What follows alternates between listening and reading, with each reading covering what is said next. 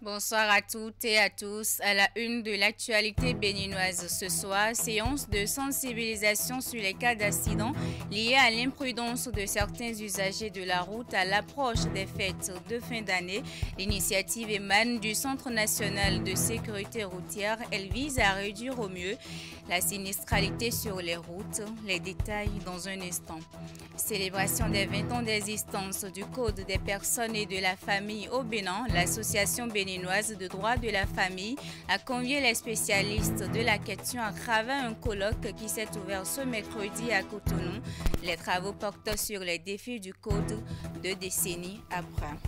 Et puis, grand rassemblement des prêtres à Canan dans la commune de Zobo-Domain. Le rituel qui se pratique depuis les temps anciens vise à questionner l'oracle à l'origine. Imet Hélène Amoussou nous en dira davantage dans ce journal. On est ensemble pour une demi-heure environ. Soyez les bienvenus au journal. Le chef de l'État, Patrice Talon, lui a accordé sa confiance et le nomme ministre conseiller à l'agriculture. Bioguera Saka Kina fait donc désormais partie des hommes de main du président Patrice Talon avec un parcours impressionnant que je vous invite à découvrir à travers ce portrait réalisé par Vigile Arod ayant été dit Goudalo.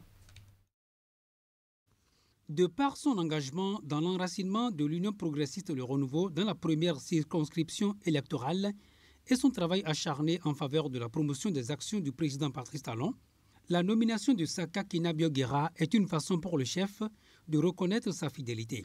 Promu au rang de ministre conseiller à l'agriculture, Saka Kina Bioguera est un manager de l'administration béninoise qui a travaillé longtemps en Belgique avant de rentrer pour servir son pays. À partir de 2014, il occupe plusieurs postes au sein du ministère de l'Agriculture, de l'Élevage et de la Pêche. Il a été successivement assistant auprès de 2 ministres du 10 ministères, sans oublier son passage à la direction des politiques et programmes de contrôle, à l'Agence béninoise de sécurité sanitaire des aliments, puis à la direction régionale d'exploitation zone nord de l'ex-Société nationale pour la promotion agricole.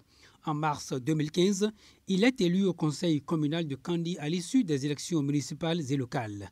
Après avoir coordonné les élections législatives au plan communal dans le département de la Liborie, il est choisi comme le coordonnateur de l'arrondissement de Kassakou dans le cadre de la présidentielle de 2016.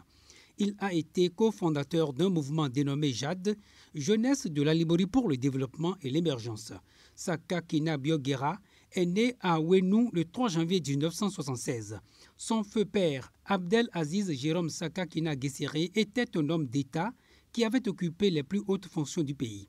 Après ses études primaires dans les écoles primaires à Kassakou, Savalou, Parakou et Cotonou, l'homme obtient le brevet d'études du premier cycle en 1993 avant de décrocher le baccalauréat série B en 1996 au collège de l'Union des anciens séminaristes et Petit Clair.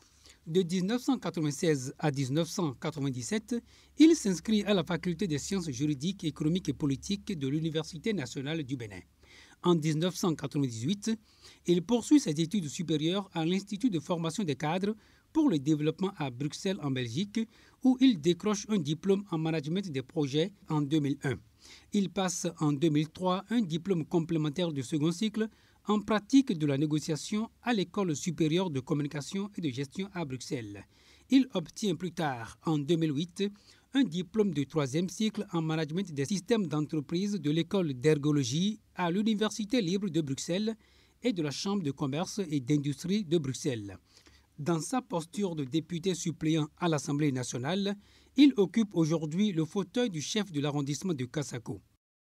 Les fêtes de fin d'année riment d'ordinaire avec des cas d'accidents liés à l'imprudence et à l'indélicatesse de certains usagers de la route. La situation préoccupe et interpelle le Centre national de sécurité routière. Les responsables du dit centre ont tenu une séance d'explication et de galvanisation des partenaires à l'effet d'aller à la sensibilisation des usagers de la route. La finalité est de réduire au mieux la sinistralité sur nos routes. Compte rendu de Hugues Vingbi. La sécurité routière a comme vision d'enregistrer 0 accident en cette période de fin d'année. Les responsables du Centre national de sécurité routière, les ONG, les conducteurs de taxis, de même que les responsables de gares routières, se mobilisent pour contribuer au mieux à la réduction des sinistres sur nos routes en cette période de fin d'année. C'est en clair une campagne de sensibilisation et d'éducation routière qui s'adresse à l'ensemble de la chaîne des usagers de la route. Je voudrais vous rappeler que les statistiques effectuées au Centre national de sécurité routière pour le compte du premier semestre 2024 nous donnent une lueur d'espoir. À partir de la journée de demain, sur toute l'étendue du territoire national, les ONG seront envoyées vers les gares routières. Vous serez envoyés vers les nouveaux marchés où la traversée aux usagers se retrouve être un peu difficile. Les pèlerinages des Célestes devront également connaître des travailleurs du Centre national de sécurité routière en position d'aide à la traversée, appuyés de différentes ONG. C'est pour cela qu'il était important que nous puissions vous réunir, pour que vous puissiez être mobilisés, renforcés, recevoir les consignes. La tendance régressive du premier trimestre de l'année en cours est encourageante et doit motiver les différents acteurs à faire plus. À l'occasion, les règles élémentaires de sécurité routière sont rappelées à l'assistance. Elles devront servir de bréviaire à tous afin que l'objectif de la campagne soit atteint. C'est une occasion pour nous d'inviter tous les acteurs du transport urbain, je dis bien tous les acteurs du transport urbain, vous qui êtes dans les agglomérations, sachez qu'aujourd'hui, nos agglomérations sont désormais des routes bien bâties, bien larges et bien disposées, mais possédant des panneaux d'indication où vous devez limiter vos vitesses, 30 km/h en agglomération. Une mise en garde a été faite à l'endroit d'un certain nombre de conducteurs reconnus comme indélicats qui se façonnent des phares dont la lumière éblouit la vision des autres sur la route. De tels comportements devront cesser, martèle le directeur général Aubin Adoukonou. Je vous l'annonçais en titre, le Code des personnes et de la famille célèbre ses 20 ans d'existence. À l'occasion, l'Association béninoise de droit de la famille a convié les spécialistes de la question à un colloque qui s'est ouvert ce mercredi à Cotonou. Les travaux vont porter sur les défis du Code 2 décennies après. La cérémonie d'ouverture a été présidée par la directrice adjointe de cabinet du ministère des Affaires sociales et de la microfinance. Le compte rendu de Esther Tofa, présenté par Virgile Arodéon. Code des personnes et de la famille, 20 ans après, quel droit pour quelle famille béninoise? Voilà le thème autour duquel se tient ce colloque organisé par l'Association béninoise du droit de la famille. Plusieurs panels de discussion vont meubler ces assises. Nous avons le panel 1, les personnes. Panel 2, la famille face aux défis du droit. Panel 3, la famille face aux autres droits et aux autres sciences. Panel 4, la famille en droit comparé et en droit international privé. Panel 5, le contentieux familial. Adopté en août 2004, le Code des personnes et de la famille a été modifié et complété par la loi 21-13 du 20 décembre 2021. Cette touche nouvelle apportée au Code a permis de nombreuses avancées dans l'amélioration du cadre familial. Il est essentiel de reconnaître le chemin parcouru, mais aussi de nous projeter dans l'avenir. L'objectif reste de garantir que chaque citoyen puisse exercer ses droits familiaux dans un cadre juste, transparent et égalitaire. En invitant ici des universitaires, des praticiens et en donnant une approche holistique à ce colloque, vous avez assez montré le regard réconfortant que vous avez sur le Code des personnes et de la famille. Les recteurs me chargent de vous dire que vous aurez toujours tout le soutien oxygénique et hydrogénique pour toutes les activités que vous allez organiser. Il ne reste, Monsieur le Président, qu'à souhaiter à ce colloque un bon vent à la hauteur de l'odyssée intellectuelle. La représentante de la ministre des Affaires sociales, ouvrant les travaux du colloque, est revenue sur les actions posées par l'institution en faveur de la famille et pour sa cohésion. Le microcrédit à l'AFIA, le projet H, le programme Besoké, le projet d'appui à l'intégration socio-économique des personnes vulnérables, le projet Suède, pour ne citer que ceux-ci, sont autant d'actions du PAG2, conduites par le ministère des Affaires sociales et de la microfinance, afin de permettre à la famille de jouer son rôle premier, qui est d'offrir à ses membres des moyens de subsistance et d'épanouissement. L'association béninoise des droits de la famille a également reçu le soutien du SOS Village d'enfants et de la mairie de Cotonou. Les travaux durent 72 heures. La ministre des Affaires sociales et de la microfinance a procédé à la remise d'agréments au centre d'accueil et de protection de l'enfant et aux garderies d'enfants. Ils sont au total 33 promoteurs à recevoir ce sésame qui symbolise la reconnaissance de leurs efforts. Ouliat Sanoussi et Rachidi Soubéo. Ils sont 24 promoteurs de centres d'accueil et de protection de l'enfant, KPE, et 9 promoteurs de garderies d'enfants à recevoir leur agrément des mains de la ministre des Affaires sociales et de la microfinance. Une action qui intervient à la suite de plusieurs sessions ordinaires d'études et de délibérations tenues au titre de 2024 par le Comité national d'études des dossiers de demande d'agrément pour l'ouverture des KPE et garderies d'enfants. Chers récipiendaires, vous avez donc été sélectionnés en raison de vos efforts de respect des normes fixés par les décrets 2022/072 et 2023/391 portant respectivement création, organisation et fonctionnement des KPE et garderies en République du Bénin. Cette cérémonie marque donc la reconnaissance de vos efforts et constitue une invite au maintien du niveau atteint ainsi qu'à l'accroissement des actions de protection pour le mieux-être de vos pensionnaires. Je voudrais ainsi pouvoir compter sur votre dévouement à la cause des enfants et sur votre sens de responsabilité, ainsi que le respect des normes de prise en charge institutionnelle des enfants qui demeurent une priorité des différentes structures, faisant ainsi d'elles des cadres effectivement protecteurs pour les enfants accueillis. Dans son rôle régalien de protection sociale, le gouvernement prend les mesures nécessaires afin de faire face aux nombreux défis liés à la protection de l'enfant en général. Occasion pour les 33 récipiendaires sélectionnés sur l'ensemble du territoire national d'exprimer leur gratitude envers l'autorité ministérielle et les différentes structures qui ont travaillé pour la concrétisation de cette initiative. Grande est notre joie ce soir d'avoir reçu nos agréments et avec toute la considération que nous avons envers vous et tout l'honneur que nous vous devons, nous vous faisons la ferme promesse de tenir notre engagement afin de ne pas vous décevoir. Il me paraît cependant important de vous rappeler que des missions de suivi et de contrôle réguliers seront effectuées par les services compétents pour s'assurer du respect strict des normes au sein de vos structures respectives. Ne considérez donc pas les agréments que vous recevez ce jour comme la fin du processus, mais plutôt comme une nouvelle page qui inscrit vos structures dans le livre des structures d'accueil et de protection des enfants reconnus dans notre pays. Dans cette marche, la ministre des Affaires sociales a tenu à rassurer la trentaine de promoteurs de la disponibilité de son département et de ses services déconcentrés à continuer à leur apporter tout l'accompagnement nécessaire pour l'accomplissement de cette mission pour laquelle ils ont reçu l'autorisation.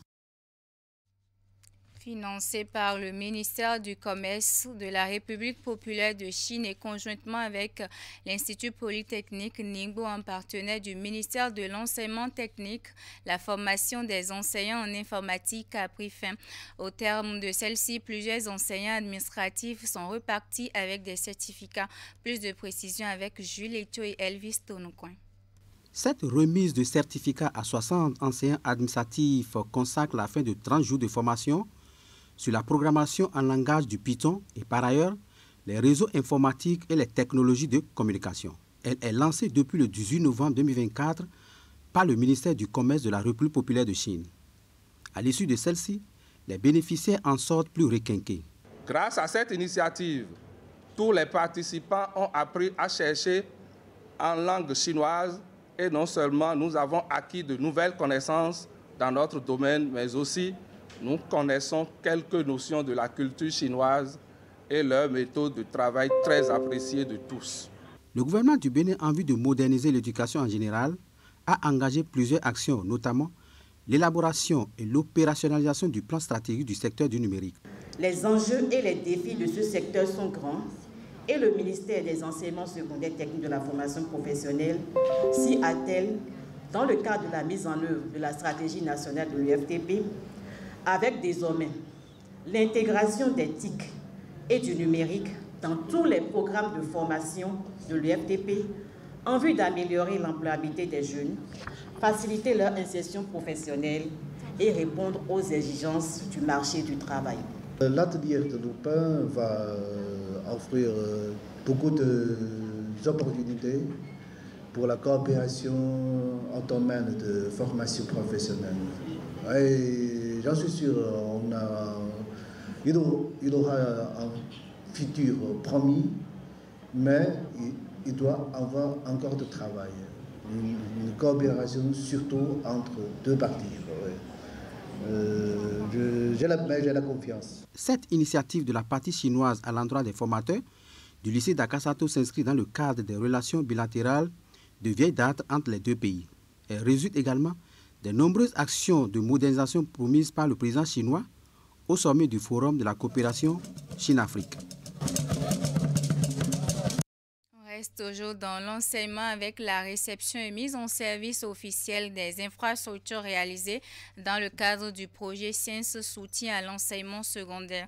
La cérémonie consacrant la mise à disposition des bénéficiaires des joyaux construits a eu lieu au CEG Hungomen dans la commune de Zakota. Les manifestations ont réuni un parterre de personnalités politico-administratives et autres. Imet Hélène Amoussou et Georges Vaudounon.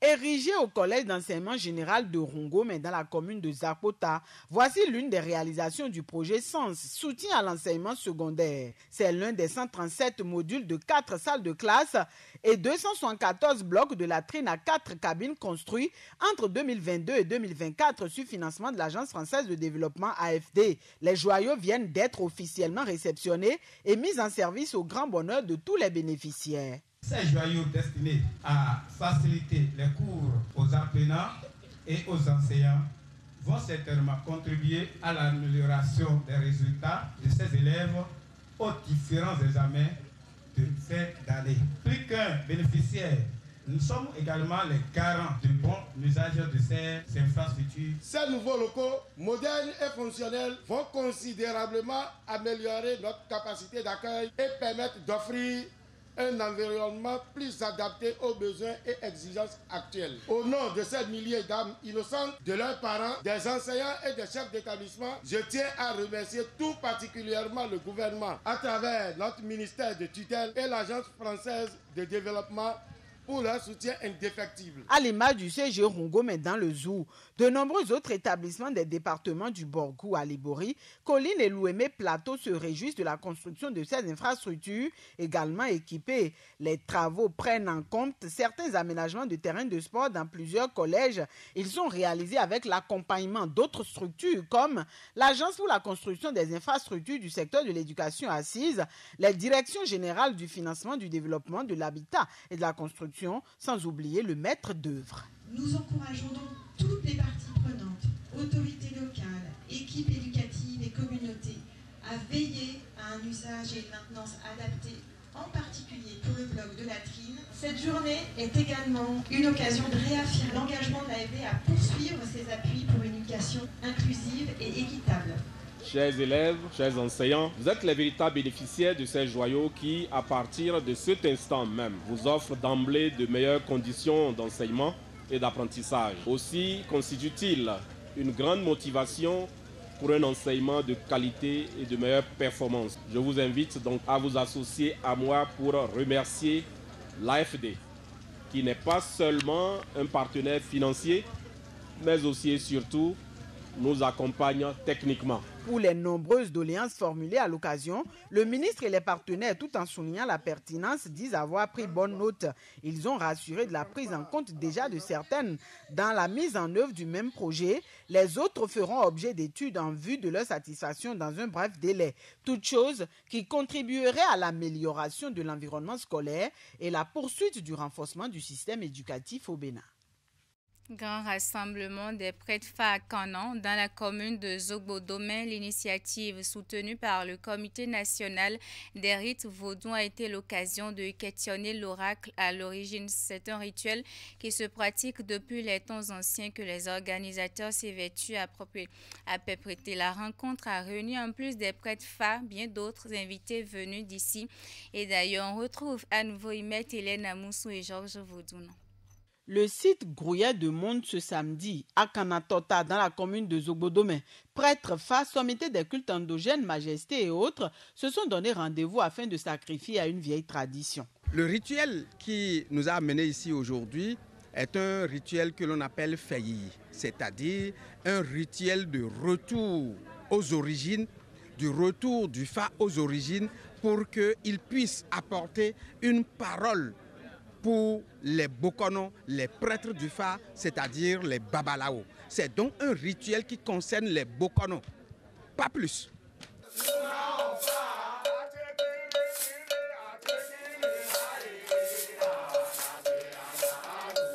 Moment de partage, d'hibernation et de renaissance du Fa, les manifestations ont été marquées par d'intenses et diverses activités spirituelles venues des quatre coins du pays et même au-delà des frontières nationales.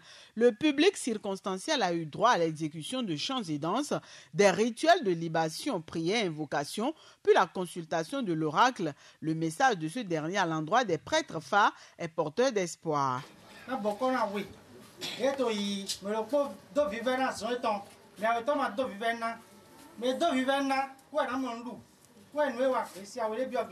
Culturellement, retrouvez vos racines et traditions. Bravo pour ce que vous faites. Retrouvez vos langues authentiques qui devraient être enseignées dans les écoles, partout. Libérez-vous scientifiquement en adoptant immédiatement ce que l'Occident vous empêche d'adopter, et religieusement, en apostasiant de toutes les religions occidentales qui vous furent imposées par la chicotte, par les anciens colons qui continuent à piller vos richesses. Et demain, vous serez alors les citoyens du premier continent mondial, Kama, qui possède les plus grandes richesses mondiales, convoitées partout dans les sous-sols. Rituel ancien de retour à l'origine, la cérémonie, selon les différents intervenants, doit faire école et se doit aussi d'être réhabilitée et perpétuée pour le bonheur des initiés.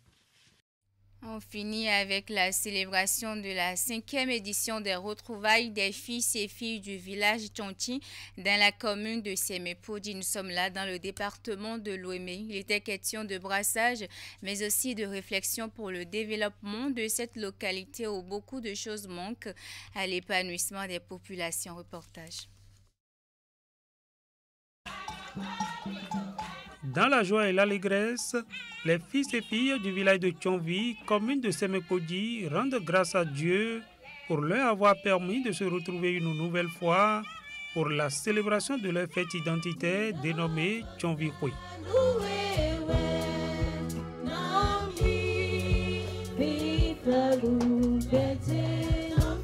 Tchonvi Hui, qui à sa 5e édition a été pensée non seulement pour favoriser le brassage et la fraternité entre les ressortissants de Tchonvi, mais également pour œuvrer au développement de ce village. Mesdames, Messieurs, loin d'être un simple moment de retrouvailles, de joie et de convivialité, les présentes manifestations constituent une occasion pour discuter et contribuer au développement de notre village. Qu'il vous souvienne, les recettes issues des éditions antérieures de Tchonvi Hui nous ont permis de réaliser un module de classe au CEG Tchonvi, de nous faire de capital pour la commande de tissus uniformes du dit événement et de participer à certaines activités de développement du village et de notre commune de Semepodi. C'est le lieu pour nous de formuler à l'endroit des autorités ici présentes les doléances du peuple de Tchonvi. En effet, nos deux complexes scolaires primaires publics situés à Tchonvi à Bologun et à Tchonvi Centre manque énormément des infrastructures telles que des modules de classe, de tables et bancs, etc. Ainsi que notre CG situé à Tchonvi à Bologun. Notre centre de santé mérite des aides techniques et matérielles. Pour les participants, cette 5e édition de Tchonvi a été une parfaite réussite. Nous, on s'est réunis, toute la population de Tchonvi, pour faire sortir cette initiative. Au moins, chaque année, si on fête, il y a quelque chose qu'on laisse. Par exemple, ce qu'on avait fait, on a laissé une module de classe au CG Tchonvi. Et maintenant, je tiens à remercier pour tous ceux qui participent à cette fête, qui viennent nous soutenir à tout moment. La fête de retrouvailles, la fête en famille, c'est ce qui est plus important. Se faire connaître entre frères et sœurs, rester ensemble, partager ensemble, parler ensemble, dire tout ensemble. C'est là où j'arrive la grâce. Ce que je viens de voir ici à Tchonvi, sans vous mentir, je dis bravo, bravo comité d'organisation, félicitations comité d'organisation. Et je leur souhaite du courage de continuer sur cette lancée. Vous savez, la politique nous a déjà suffisamment divisés. Et aujourd'hui, il n'y a que se creuser pour permettre aux citoyens, aux fils et filles de différentes obédiences politiques de se voir, de parler et de regarder dans la même direction. Raison pour laquelle moi, j'accorde toujours mon soutien à des initiatives de gens. Je suis toujours présent. Rendez-vous est pris l'année prochaine pour la 6e édition des retrouvailles des fils et filles du village de Tchonvi. Je vous laisse sur cette citation qui dit ceci: il ne faut pas attendre d'être parfait pour commencer quelque chose de bien. Belle soirée.